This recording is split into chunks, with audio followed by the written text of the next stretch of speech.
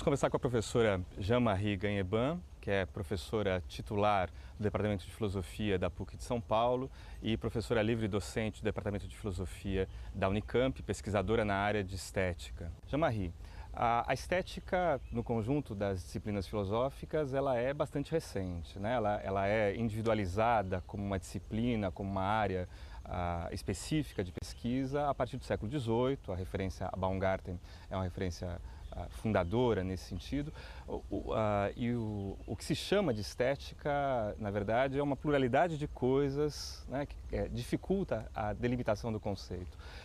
Como que esse processo se dá, o processo de estruturação da estética se dá e o que ela compreende?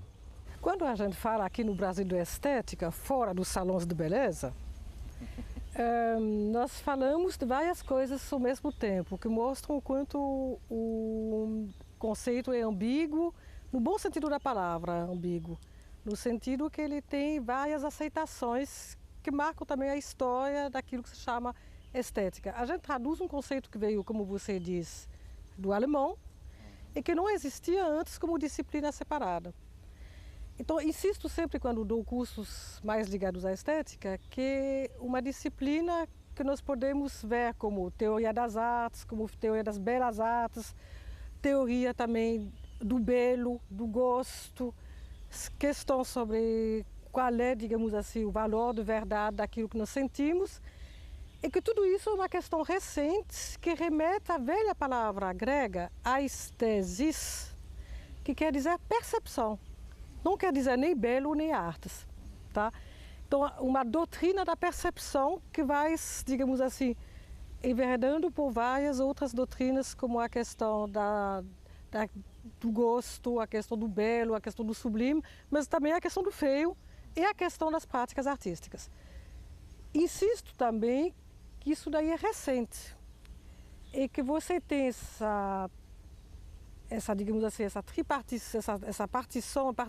partilha em várias disciplinas, como você acabou de falar, só a partir do século XVIII, quando o Baumgarten vai publicar aquilo que ele chama de estética, o livro dele.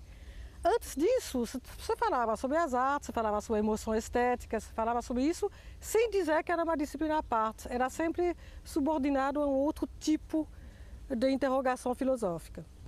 Mas o que acontece especificamente a partir do século XVIII, nesse contexto da filosofia do século XVIII, XIX, que não só dá origem a essa individuação, essa singularidade de uma nova disciplina filosófica, mas que vai, de alguma maneira, colocá-la no centro do debate filosófico, principalmente a partir do século XIX, né?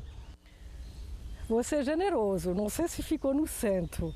Até hoje tem muitos departamentos, por exemplo, no Brasil, que não tem nem a disciplina estética, eu queria ressaltar isso. Tem um esforço no Brasil para trabalhar sobre isso e geralmente você acha que depois da lógica, depois do conhecimento, depois da ética, da filosofia política, por acréscimo, por assim dizer, pode vir a estética. Eu acho que o problema da estética, desde os inícios da filosofia, é um problema ligado ao cotidiano e à política. Eu queria ressaltar a dimensão política da estética, histórico-política, no sentido amplo, não partidário, claro, da palavra política, daquilo que é estética. Não é uma questão de perfumaria, nem só de beleza. É uma questão de como que você trabalha com as sensações e com os sentidos e com os modelos, os paradigmas da arte. Isso é muito complicado. Então, se a gente pensar, por exemplo, nos inícios da filosofia, se você permitir, com Platão, nós vemos que Platão nem sonhava em escrever uma obra intitulada Estética, embora ele ficasse muito ligado a problemas que hoje em dia nós colocaríamos dentro desta disciplina. Por exemplo, problemas ligados à imagem, à ilusão, ao teatro, à emoção despertada por ilusão, por imagens, por teatro. Isso é um problema maior da filosofia de Platão.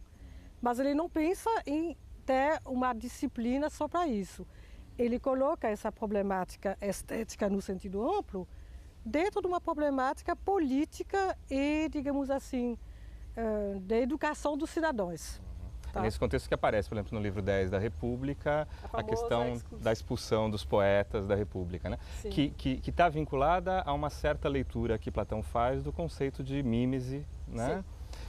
Que está ligado, eu diria mais do que isso, que está ligado, Platão era, como a gente percebe quando lê os diálogos dele, muito sensível à dimensão literária e estética. Se conta também que ele quase teria ficado poeta se não tivesse encontrado com Sócrates. Eu sempre acho que os meus alunos podem se tornar poetas mesmo que encontrem comigo. Ele se tornou filósofo porque a questão da força da poesia na Grécia Antiga é muito maior do que a gente pode pensar hoje. A poesia era, por assim dizer, a educadora da Grécia, em particular, naturalmente, a poesia épica de Homero. E a tragédia era também, segundo todas as pesquisas mais recentes, não só digamos assim, um espetáculo de teatro, mas era uma reunião de todos os cidadãos, ao mesmo tempo política e sagrada. A gente nunca pode esquecer que ela se origina do culto. Então Platão se depara com a força, isso é um problema até hoje para os filósofos, com a força da ilusão, da beleza e da imagem. O problema de Platão é saber por que uma imagem ou uma representação no palco, da qual nós sabemos que ela é ilusória, sabemos que não é o real, tem tanta força. Por que nos arrebata tanto? Em termos quase modernos, por que a gente olha para a novela e continua olhando e falando sobre a novela como se houvesse mais força dentro da história da novela, da qual sabemos que não é a realidade, do que nas nossas histórias?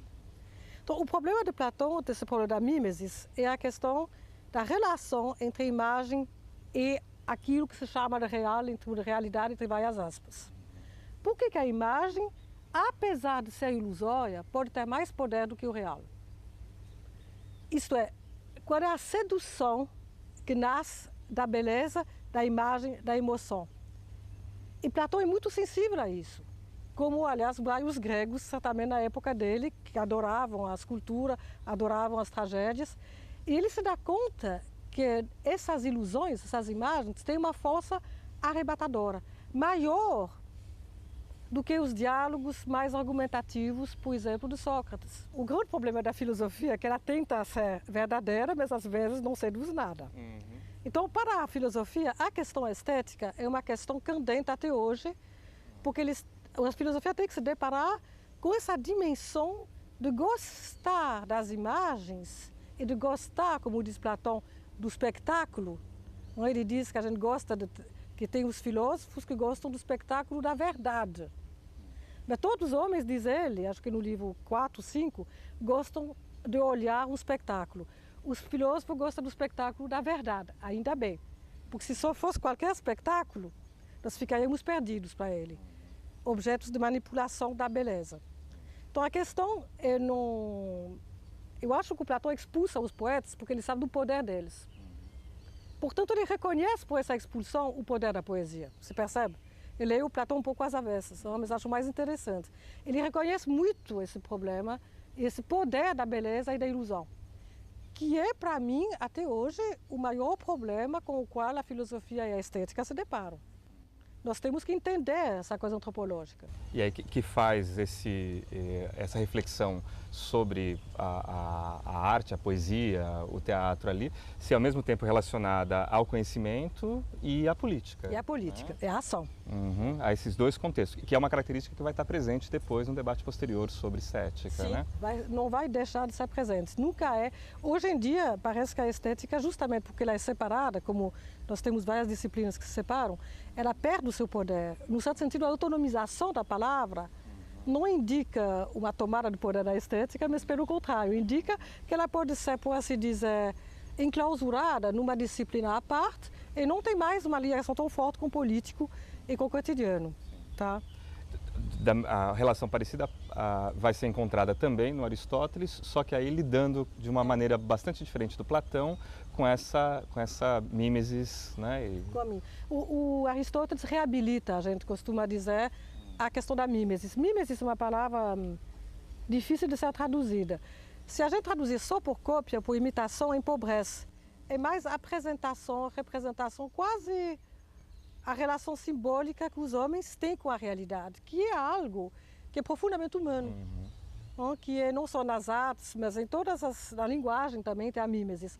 quando Aristóteles fala da mimesis, ele fala tanto na poética como também no aprendizado da linguagem da criança.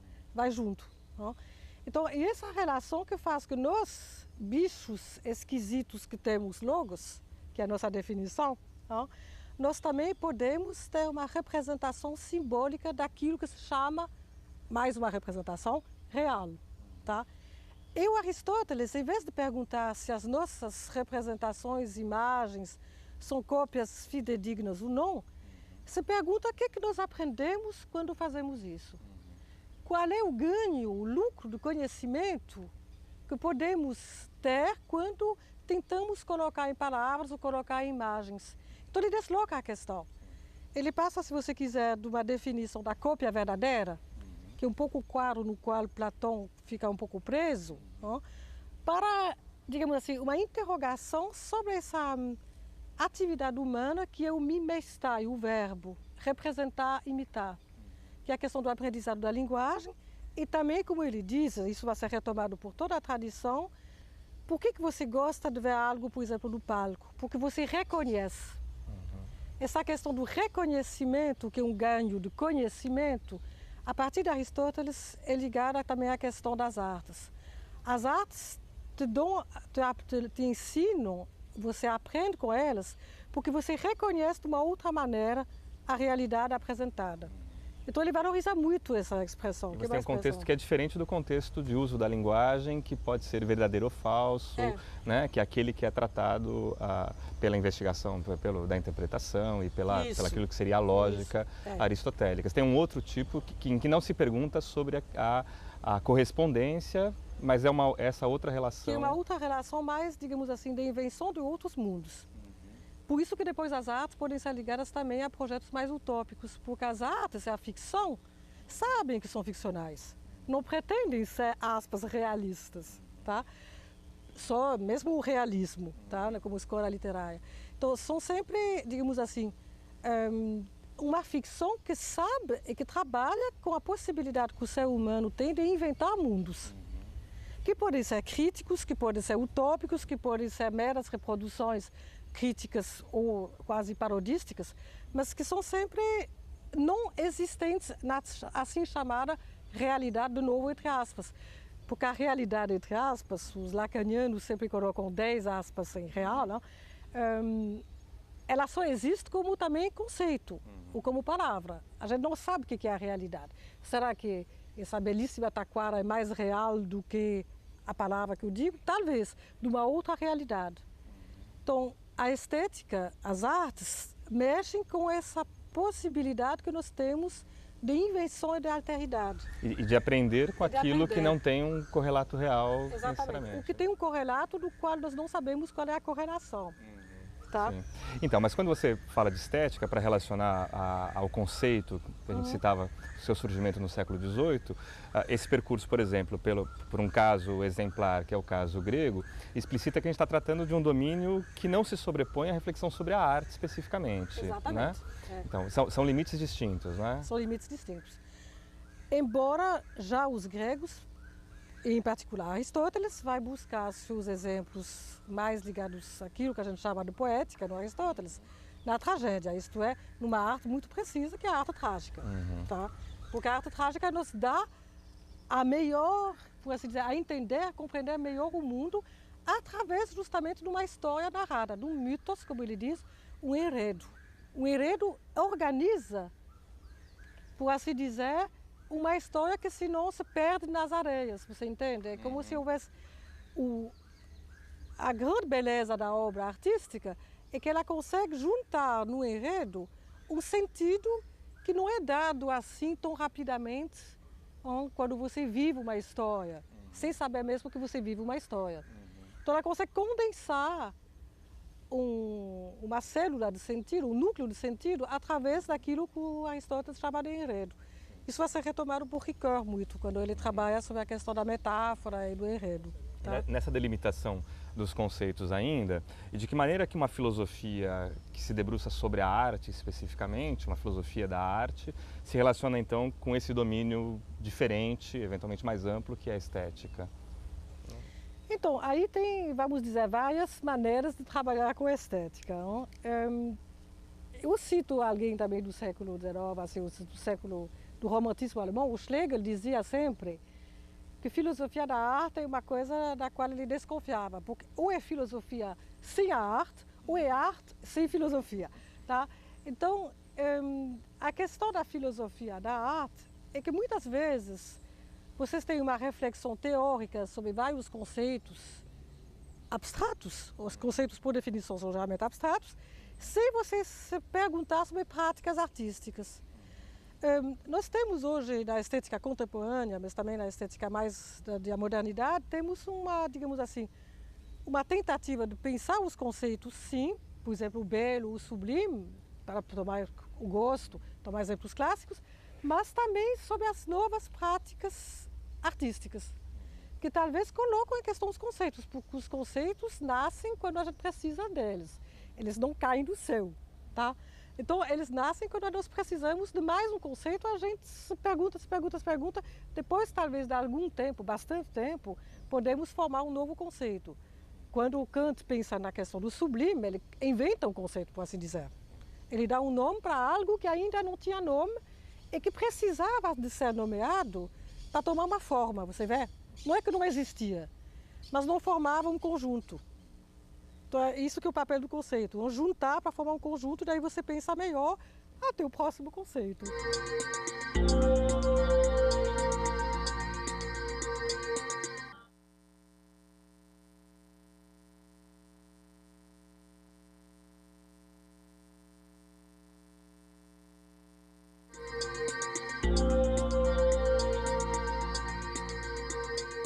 Quando o Kant pensa na questão do sublime, ele inventa um conceito, por assim dizer.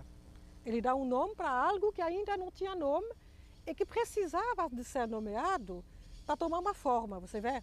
Não é que não existia, mas não formava um conjunto. Então é isso que é o papel do conceito, vamos juntar para formar um conjunto, daí você pensa melhor até o próximo conceito, tá?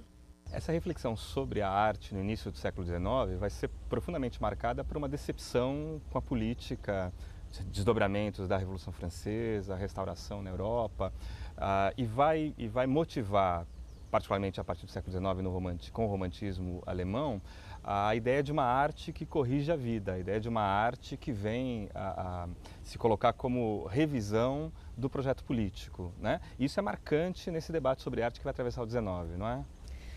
É marcante, vamos dizer, como correção da vida, como paradigma para a vida e também como tentativa, a partir das artes, de encontrar uma identidade nacional, talvez.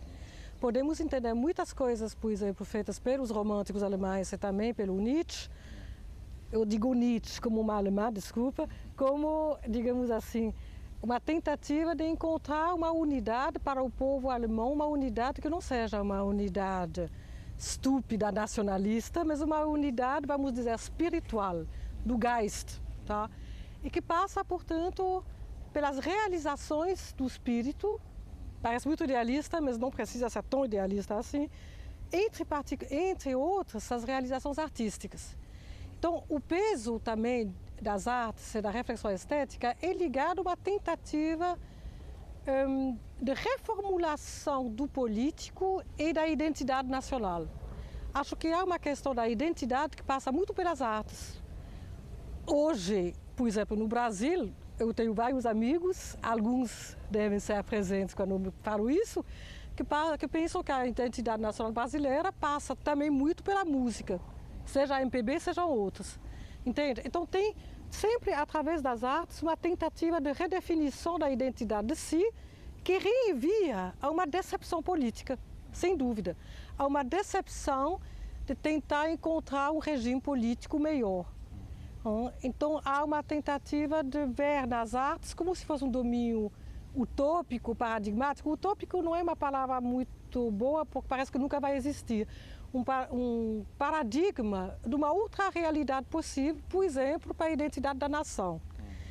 E também, a partir deles, para uma outra relação com o cotidiano, isso vai ser mais nas vanguardas do século XX. Então, mas está presente aí a ideia de que a arte se apresenta não, para não usar a palavra utópico, mas como projeto, Como né? projeto. E como perspectiva de sociedade, Exatamente. né? Como a arte, por definição, fala da alteridade do outro e de algo que ainda não existe, ela é capaz de imaginar algo que nós desejamos, mas que não vivemos ainda. Então, ela dá... Isso vai ser retomado por toda a filosofia, é verdade. Não? O projeto é uma palavra mais existencialista, mas ela dá pistas, dá, como dizer assim, linhas de fuga de os deleuzianos para outras possibilidades de vida. Então, por isso que a arte, até hoje, tem um papel tão preponderante, mesmo que ela mudou muito. Porque ela nos tira da morosidade do cotidiano, e do cotidiano político, e da corrupção, para falar algumas coisas mais de hoje, e aponta para uma possibilidade diferente. É claro que são experimentações, mas são experimentações que nós, homens, mesmo sendo não artistas, podemos entender, podemos aproveitar.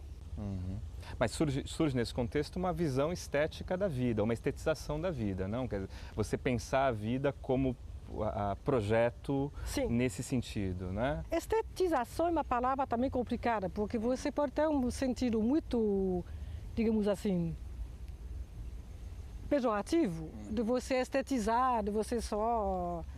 No sentido bem esvaziar glamour, tipo, sempre combinar, vou dar um exemplo bem estética, salão de beleza. Sempre combinar o sapatinho com a fivela, não tenho, ou com a bolsa. Não? Então, nesse sentido, a estetização pode ser uma via, digamos assim, de impasse. Tá? Agora, estetização da vida, no sentido de você entender na vida e na vida cotidiana, insisto nisso, possibilidades de uma outra percepção e possibilidades de outras, digamos assim, sensações e possibilidades de outros caminhos para a vida, aí sim, seria uma estetização no sentido do novo, amplo, quase político no sentido amplo da palavra, que realmente os projetos artísticos, a partir de Nietzsche, também tentam reunificar, a partir das possibilidades artísticas, uma nova direção de vida. Esse lugar central da estética se faz presente também na forma como o discurso filosófico se apresenta, que no século XIX ganha uma variedade bastante grande, né? Assim, bastante sensível. Né? Eu acho que essa forma da apresentação da filosofia sempre foi diversificada. Não começa só no século XIX. No século XIX começa assim, você tem toda a razão, a reflexão sobre as várias formas da apresentação da filosofia.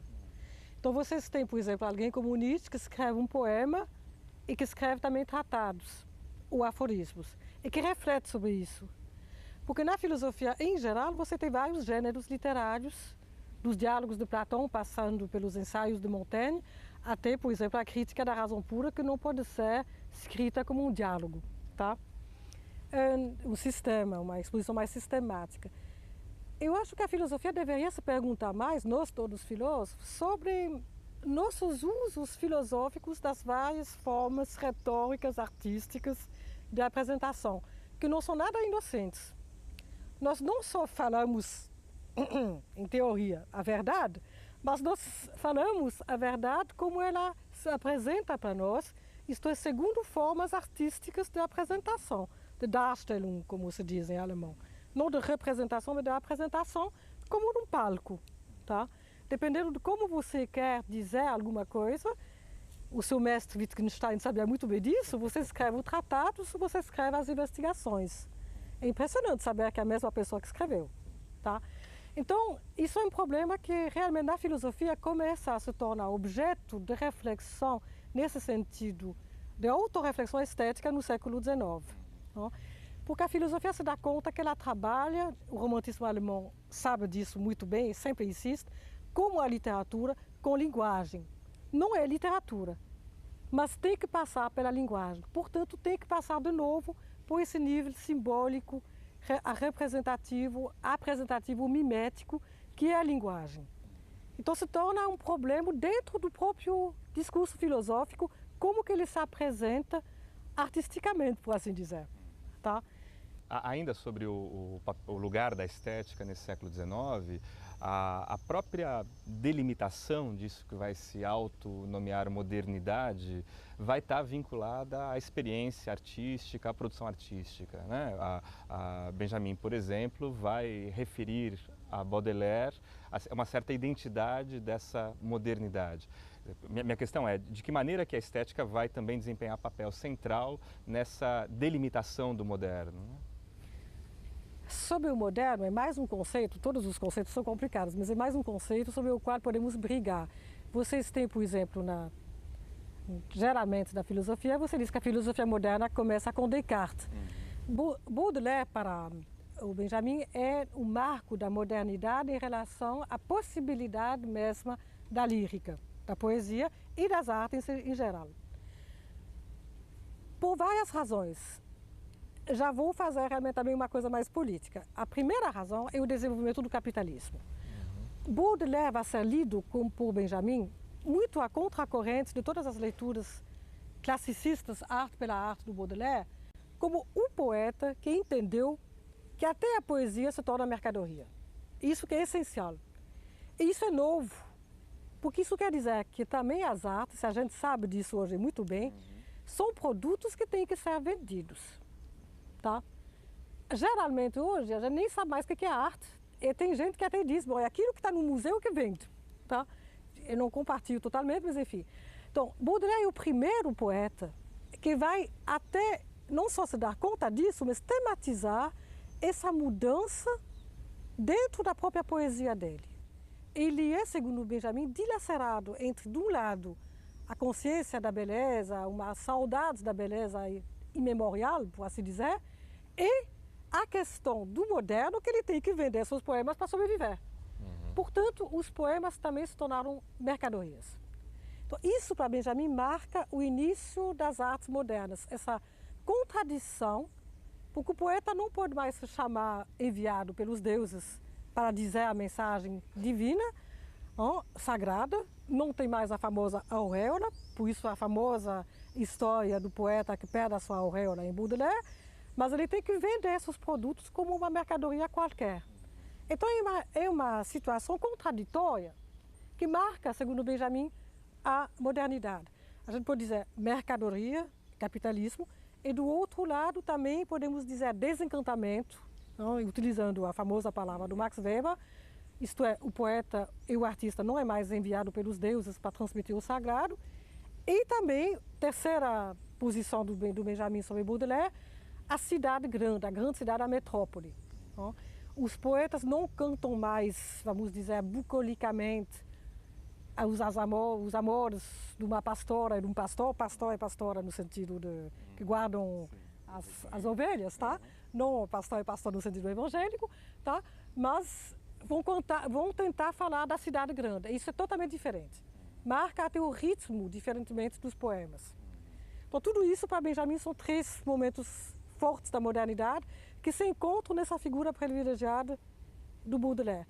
Consciência da mercadoria, desauratização, por assim dizer, perda do sagrado e a metrópole.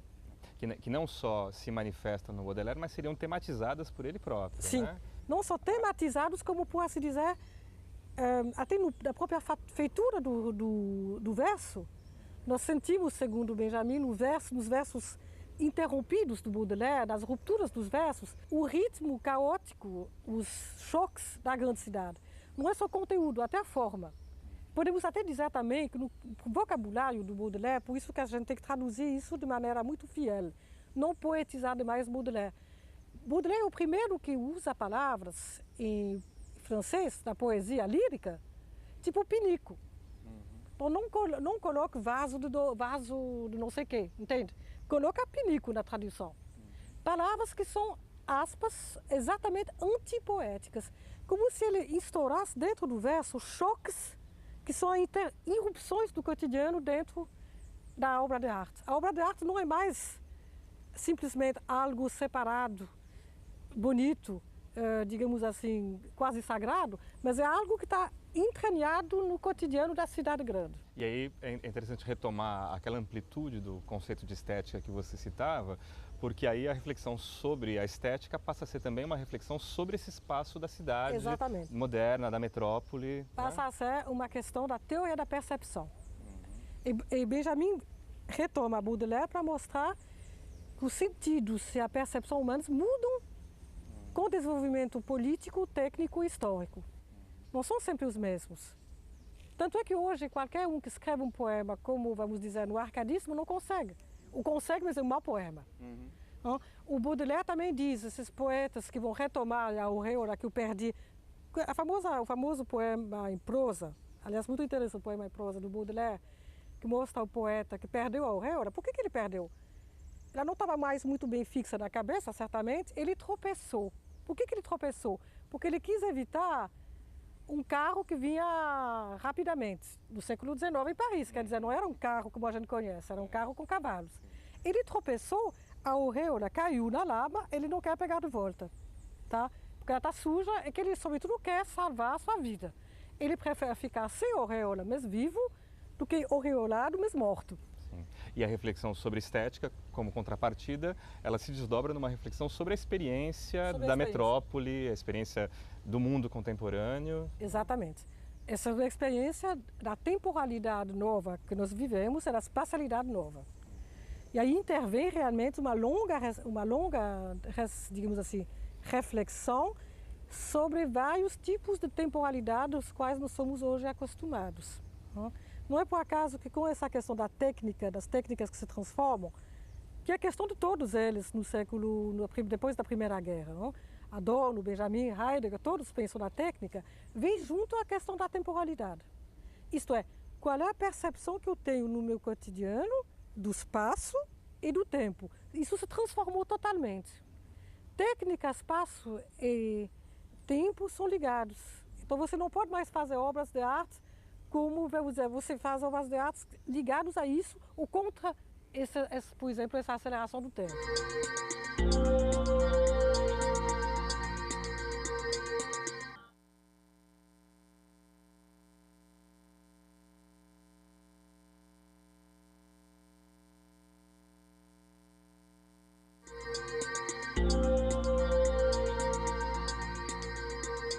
Adorno, Benjamin, Heidegger, todos pensam na técnica, vem junto à questão da temporalidade.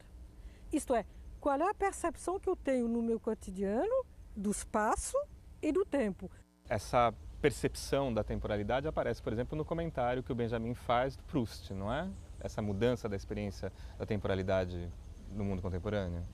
Proust é um belíssimo exemplo de resistência para Benjamin à aceleração do tempo.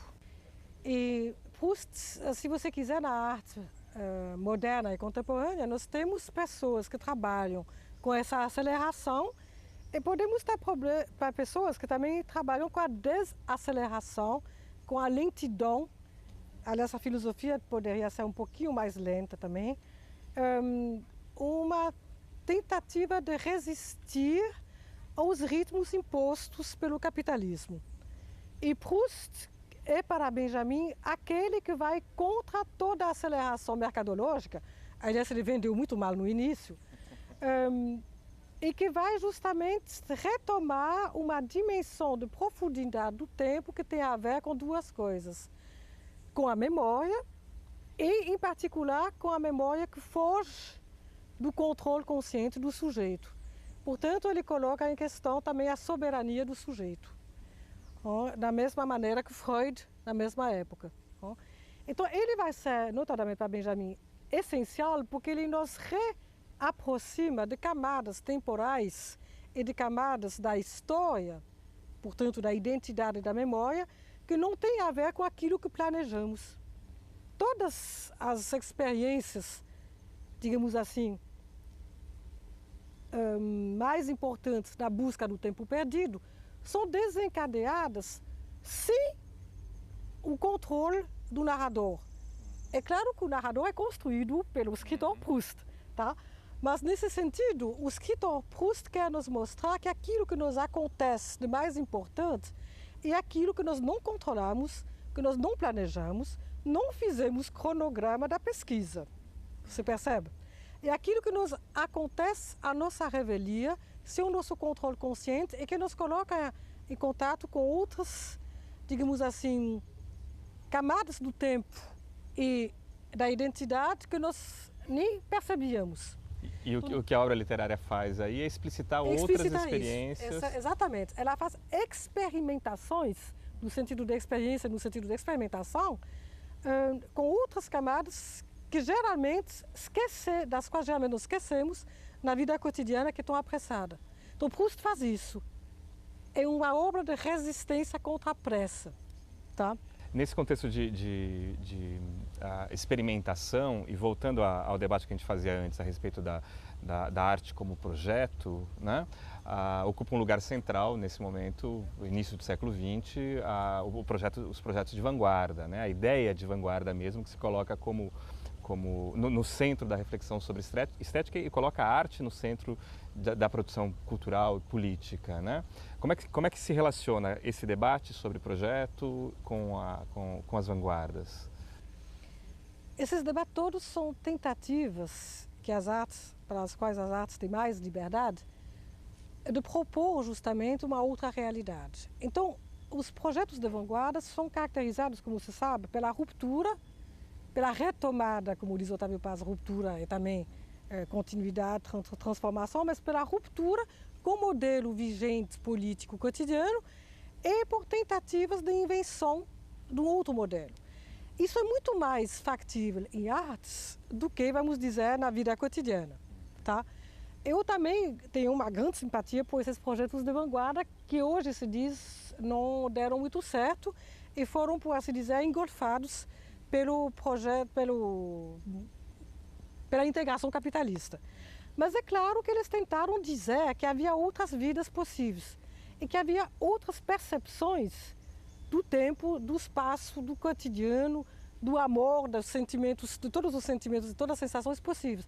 Então eles experimentam, eles lembram que nós não somos seres, bichos controláveis e só, digamos assim, que trabalham, mas também seres experimentais, que podemos inventar mundos. E eles são muitas vezes profundamente políticos. A gente sabe que o surrealismo, por exemplo, rachou, por assim dizer, sobre questões políticas, tá? Então tem uma tentativa de unificar projetos de justiça social e projetos artísticos muito fortes, que é uma belíssima união. Não? Se houvesse, digamos assim, uma sociedade socialista na qual todo mundo podia dançar e não só trabalhar, o dançar de manhã e trabalhar um pouquinho à tarde, como já dizia o velho Marx, seria ótimo. É assim que o Benjamin, por exemplo, leu o surrealismo, Sim. como projeto de experimentação estética e projeto político também. Exatamente. Como um projeto que tenta encontrar nas dobras do cotidiano linhas, assim, desejos escondidos que podem dar voz a outros desejos escondidos ou esquecidos do passado e que voltam à toa, que voltam e que são bem-vindos para uma justiça maior da sociedade, para uma felicidade maior. É isso que ele chama da famosa iluminação profana. Você não vai buscar na transcendência, você vai buscar dentro da imanência, para tomar uma palavra que não é do Benjamin, possibilidades de transformação dessa imanência, tá? Para isso tem que ter um olhar muito atento. O tema da atenção é um tema importantíssimo, não só na vanguarda, mas dentro da vanguarda.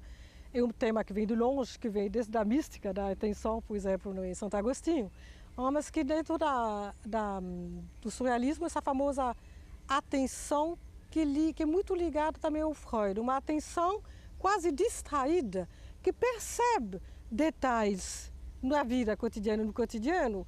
Quando você lê, por exemplo, Aragon e o paysan de Paris, o camponês de Paris, coisas que ninguém percebe, tá? E que remetem a outras configurações da realidade, que, portanto, por assim dizer, deslocam os limites da percepção e dão uma atenção diferente a outras coisas, talvez pequenas. Não é por acaso que, nessa mesma época, Freud vai falar da famosa atenção flutuante, e nós temos também na filosofia, não só na estética, digamos assim, uma reflexão sobre a questão da infância. Porque as crianças, vocês sabem, todos os pais e as mães sabem disso, percebem coisas que nós adultos não percebemos mais. Aliás, isso já era um tema do Baudelaire, ver como uma criança de novo, que vê coisas que nós não percebemos quando a gente está no cotidiano ritmado pelo trabalho, pela pressa do tempo. E isso o surrealismo vai retomar. Por isso que eles tentam perceber, até induzindo com associações livres, com sonhos, até com drogas. As drogas, não como hoje no Brasil, drogas, outros tipos de drogas, outros tipos de percepção, para ficar atento a outras realidades escondidas dentro da realidade.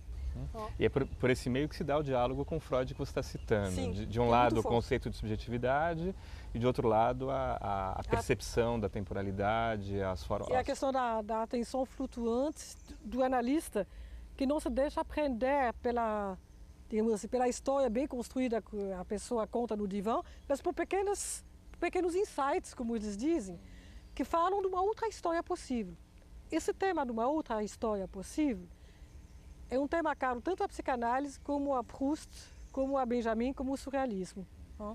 E para isso, para ver rastros de uma outra história possível, nada melhor do que uma percepção atenta artística.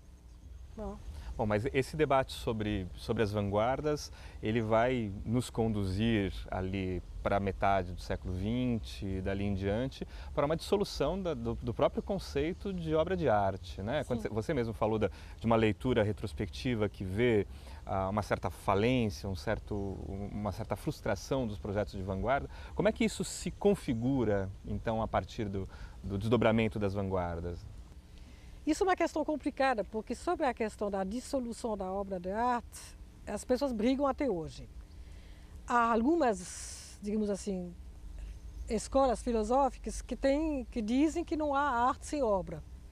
Outras, mais ligadas a artes contemporâneas, vão justamente dizer que se a gente retomar o sentido quase etimológico da estética, a esteses, de percepção, talvez as tarefas diversificadas das práticas artísticas sejam em transformar também a percepção sem necessariamente construir uma obra. Se você vai, por exemplo, hoje numa Bienal de arte contemporânea, eu sempre brinco com os meus alunos sobre o seguinte: você não sabe se você tem na sua frente um amontoado de coisas que a faxineira deixou ou uma instalação. E aí, se você começar a se perguntar, é obra, não é obra, você está perdido. O que é interessante é que quando você sai da Bienal e que você anda pela cidade de São Paulo, você vê a cidade de maneira diferente. Você percebe? Você não teve mais, talvez, uma unidade. Na arte contemporânea é muito forte isso, uma unidade que dava um sentido. Mas você ficou atento a algo que te faz ver o real do cotidiano diferentemente. Será que ainda é arte ou não arte? Eu tenderia a dizer que nós não podemos, enquanto filósofos, legislar sobre isso. Não é tanto o nosso dever. É interessante perceber que, por exemplo, no cinema, na fotografia, como o Benjamin bem viu, essas novas técnicas transformam nossa maneira de olhar. Como que a gente trabalha com isso é a questão das práticas artísticas. Há vários artistas que ainda defendem, vários filósofos que ainda defendem o conceito de obra. É uma das brigas, aliás, entre Adorno e Benjamin. Tá? Adorno, em particular, vai, digamos assim, persistir na questão da unidade da obra, porque a obra oferece uma resistência à dissolução do capitalismo, que para ele é muito importante. E ele tá querendo, por assim dizer, até cristais de resistência a essa dissolução voraz do capitalismo. Cristais que apontam para a dissonância, para a desarmonia, para a resistência ao capitalismo. A assimilação como mercadoria. Isso. Né? Benjamin já não tem uma teoria tão fechada. Não vou opor tanto assim Benjamin e Adorno, mas ele abre mais, digamos assim, para as possibilidades de pensar em práticas artísticas e práticas estéticas, portanto, de percepção das artes, ligadas a uma transformação da percepção. Eu citaria, por exemplo, as experimentações do Oiticica, tá? A gente pode até citar várias experimentações que são feitas também daquilo que se chama, não sei se a palavra é boa, arte popular, detesto a palavra folclore, tá? Que são outras tentativas de se perceber no espaço, tá? Tanto corporalmente como, digamos assim, também no espaço da cidade mesmo, ou da comunidade, das pessoas que vivem juntos. Mas nisso que se chama arte popular não está presente essa experimentação que a gente identificava na produção artística da modernidade. Depende, né? eu acho que muito das artes populares, porque tem artes populares ligadas a uma certa tradição ancestral, mas também tem artes populares que mudam totalmente isso daí. Não? E tem geralmente até soluções entre vários tipos de arte popular. Por exemplo, então um exemplo que eu conheço por acaso um pouquinho mais, porque eu conheço uma moça que trabalha sobre isso, a questão do divino, da festa do divino. Você tem festa do divino tal como se dá em São Luís de Paraitinga, que é mais assim, claramente uma tradição, como você tem também transformação disso, por exemplo, no SESC, em São Paulo, quando eles juntam todas as pessoas que trabalham sobre isso e dá umas coisas muito diferentes do que uma tradição. Que é situada no seu local de origem. Exatamente. Então, é uma, digamos assim, uma plasticidade na arte popular que nós às vezes não queremos ver. Porque às vezes, sobretudo quando a gente está, não na arte popular, mas na outra, a gente quer ainda ter um refúgio de tradição na arte popular. Nós quase enclausuramos a arte popular dentro de um refúgio de tradição. Eu acho que eles também se transformam muito. Como as artes ditas não populares, que também se transformam e mudam o tempo todo. São mudadas muito também pela relação com a técnica, né? Com a Para técnica, voltar ao Benjamin, por sim. exemplo, no contraponto ao Adorno, a questão da técnica ocupa um lugar central, não é? Ocupa um lugar central. E quando você passa, por exemplo, como esses cantadores, essas pessoas que cantam na Festa do Divino, do campo de São Luís de Paraitinga para a periferia paulistana, de São Paulo, você tem que mudar também a maneira de cantar, se percebe? As artes se transformam em relação à técnica e em relação ao entorno. Então não dá para separar. Acho que nós queremos, às vezes, porque somos um pouco saudosistas hoje em dia, não? Sempre encontrar ainda os núcleos de autenticidade. Eu acho que entendo essa saudade, mas acho que aquilo que mais interessante se faz em todas as práticas artísticas é tentar ir além da saudade. Tá? E nesse contexto contemporâneo, você citou um caso de festa popular brasileira, né? Que lugar que você vê a produção artística ocupar? Na medida em que a gente, de alguma maneira, vive a experiência do distanciamento em relação à arte como expressão utópica, como projeto, como a gente havia citado lá atrás. Quer dizer, qual é o papel dessa produção artística? Ela está vinculada a alternativas de experiência, a experimentação? Mesmo no caso dessa experiência? Eu não vou poder responder a tua questão, Marcelo, porque isso é questão exatamente de todas as artes, de todas as práticas artísticas contemporâneas. Eu diria que tem, hoje em dia, várias maneiras de trabalhar com arte. Tem alguns que trabalham muito bem com a matéria, que então se concentram numa retomada do material, da espessura da matéria, para seguir de novo os ritmos da matéria. Outros que trabalham com experimentações espaciotemporais. O primeiro foi o Oiticica, certamente, o mais conhecido, não só ele. Não? Tem muita gente que trabalha sobre isso e que faz instalações efêmeras. Tá? Que, portanto, nesse sentido, nos acostumam a uma temporalidade que não é do eterno, mas uma temporalidade transformadora, no entanto, apesar de não ser do eterno. Uma temporalidade, às vezes, lenta, às vezes que nos faz parar no meio do caminho, que depois desaparece. Pausas. Não? Então tem muitas possibilidades das artes contemporâneas hoje, e não tem uma só.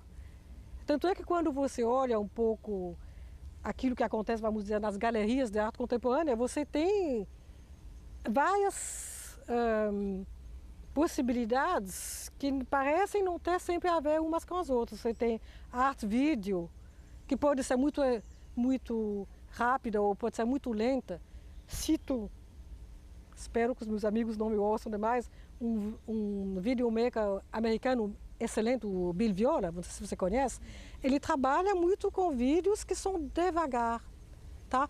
Como se ele pegasse uma técnica rápida para mostrar o quanto o tempo pode ser lento. Tá? E o debate sobre essa produção artística, a experiência estética, num sentido mais amplo, ele pressupõe que quem faz isso, o filósofo que trabalha com esse tema, conheça a arte também. Né? Pressupõe que os filósofos que trabalham, por exemplo, na academia e que lê textos clássicos de artes, seja a estética de Hegel, seja a terceira crítica do Kant, seja Adorno, vão em exposições, em teatros, em espetáculos dos quais você não sabe nem o nome, e se deixam interrogar. Se deixam interrogar na sua aesthesis, percepção sobre os conceitos que eles usam.